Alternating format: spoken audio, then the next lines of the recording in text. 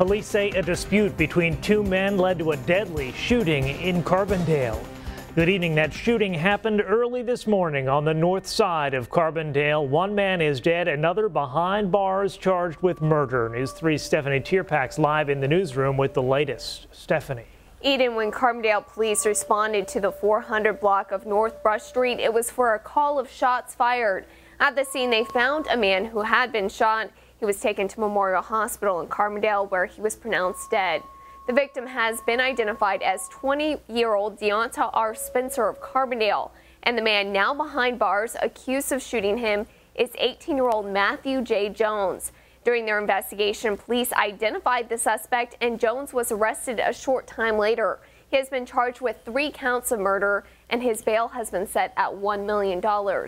As of right now, the incident is being called a personal dispute, so we don't know what was going on between Spencer and Jones, but they were at least acquainted with each other. Live in the newsroom, Stephanie Tierpak, News 3. This is a day that we need to come together and let everybody know that we do love him, that we do care for him. Family and friends of a man gunned down in Carbondale gather to say goodbye. Good evening. Deonte Spencer was shot early yesterday morning on Carbondale's north side. Tonight, the street where he was killed was turned into a memorial by those who loved him. News 3's Stephanie Tierpak is here now with the story. Stephanie. Eden, 18-year-old Matthew Jones was arrested yesterday and is accused of killing Spencer over a dispute between the two men. Losing Spencer has hit the family hard, but tonight they met on a street in Carbondale to remember just how much they love him. For the remembering of that nephew, God, that we love so much dearly, Lord. As the sun set on a neighborhood on the north side of Carbondale, family of Deonte Spencer filled the street with a light of their own. This is a place that he was at, so we want to remember him and that love that we have for him. Aunt Carrie Lee Berry was praying for the best after she got the call that Spencer had been shot. Knowing that he's gone has been hard for the family to handle. It's a sad day that someone would just take a person's life like that. But with candles, prayers, and song, So I say my prayers every night. A vigil held near the crime scene Thursday evening was one way the family members could help each other through one of their toughest days. Carbondale police say Deonte Spencer was shot and killed just before 2 a.m. on North Brush Street. The 20-year-old had just started college, hoping to turn his life around. He was always talkative, outgoing, happy. Spencer leaves behind 3 kids, a daughter in Arkansas, and 2 young boys with girlfriend Tiffany Moore. It's hard for me to go on, and his kids got to grow up without him. And while those closest to Spencer feel a world of hurt, some family members, like Aunt Barry, are hoping for peace and a change of heart for the man accused of killing her nephew. And I'm just praying to God that it don't happen again in Carbondale or any other state, that it never happen like this again. Matthew Jones has been charged with 3 counts of murder in connection with Spencer's death. He was booked into the Jackson County Jail on a $1 million bond. Still a lot of questions about how the Carbondale police chief's gun became involved in a deadly shooting last week. The weapon, Chief Jody O'Gwynn's personal handgun, was used to shoot and kill a man on Carbondale's north side. The chief had reported it missing back in June, but not right away. News 3's Fana Haile Selassie is here now with the story. Well, now, Eden, not only was the missing gun report delayed, it was also filed under an animal complaint, making the file much harder to find. Now, to be clear, this was not Chief Jody O'Gunn's service weapon. It was his own personal handgun. Either way, it's still not clear exactly how it wound up in the wrong hands. It was a weapon like this one, a Colt Mustang 38, that killed 20-year-old Deonte Spencer last week in Carbondale. Now police officials say it's the same weapon that was stolen from Police Chief Jody O'Gwynn more than 3 months ago. But while investigating the theft, we've gotten conflicting reports as to how and when the handgun was stolen. In a phone conversation a couple weeks after the gun was taken, Chief O'Gwynn told us he was with family at Giant City Park when he noticed his gun was missing from his vehicle. He said he was not sure if he locked the car, but would have likely locked it. But in a statement O'Gwynn released Friday, he says, "I am devastated and deeply saddened that this gun, which was secured within my personal vehicle, was stolen and subsequently may have been used to take the life of another." In the incident report on the stolen gun obtained by the Southern Illinoisan, O'Gwin says he left his weapon in his vehicle June 11th and 12th while it was parked at his home. Now, he claimed to have driven around the city as well, but did not notice the gun was missing until the 13th. Nothing was filed with the police department until a week later on the 20th. O'Gwin says in the report he thought a family member may have taken the gun, but he could not find the weapon in his home. A different story than we were originally told. Now, we tried to reach Chief O'Gwin and his secretary all day today, but could not get a response. Carbondale's city manager, who declined to go on camera, says this whole incident should never have happened. There's already a closed-door session called for tomorrow night's city council meeting. One council member says it's more than likely going to discuss this missing weapons issue.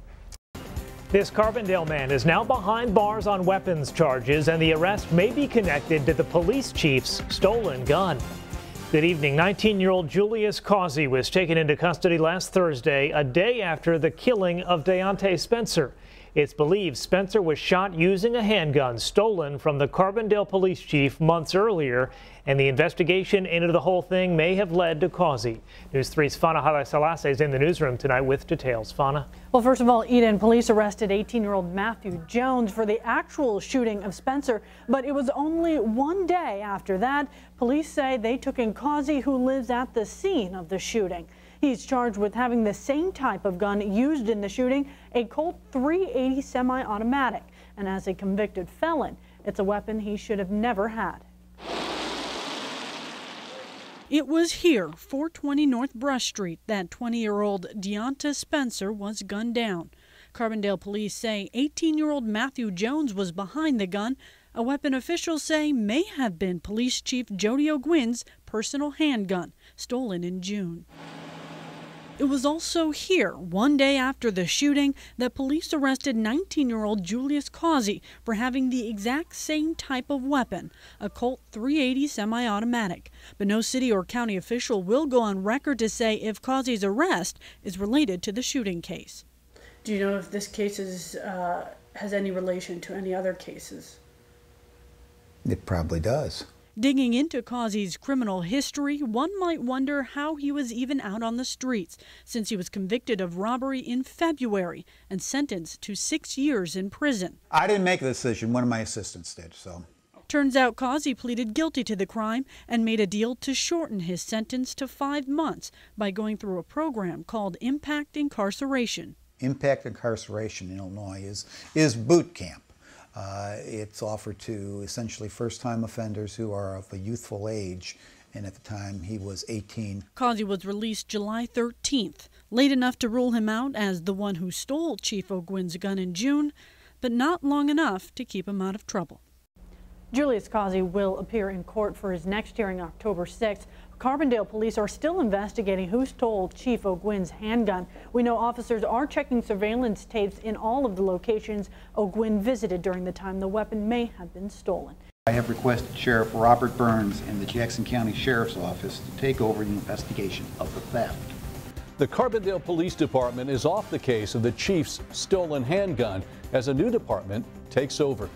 Good evening. During a morning news conference, the Carbondale City Manager and the Jackson County State's Attorney announced the County Sheriff's Department will take over the investigation of the police chief's missing weapon. It's believed to be the same gun that was used in the shooting death of Deonte Spencer last week. News 3's Fana Halai-Selassie was at the meeting this morning, and this is the first time the city manager has spoken out on this case. Yeah, that's right, Mark. And even then, he would only read a brief statement and not answer any questions, which were questions like why the investigation into the chief's gun initially lasted only 1 day and then reactivated nearly 90 days later. Now, a whole new law enforcement office will take the case.